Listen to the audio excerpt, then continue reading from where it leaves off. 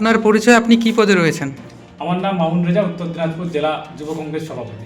আজকে আমজাদ আলী সরকারকে উত্তর দিনাজপুর জেলা যুব কংগ্রেসের সাধারণ সম্পাদক হিসেবে আমরা নিয়োগপত্র তুলে দিলাম।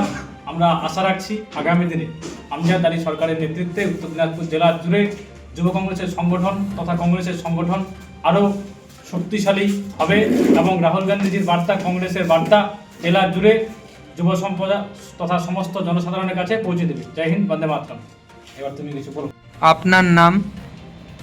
আমার নাম আমজাদ আলী সরকার। আপনি আজ কি পদ পেলেন? আমাকে জেলার যুব সাধারণ সম্পাদক হিসেবে নিযুক্ত করা হলো। আর সেটার জন্য আমি সর্বপ্রথমে জেলা কমিটির এবং জেলার সভাপতি মামুন রেজা মহাশয়কে অসংখ্য ধন্যবাদ জানাই এবং আগামী দিনে দল আমাকে যে দায়িত্ব দিয়েছে সেই দায়িত্ব সম্পূর্ণ নিষ্ঠা ও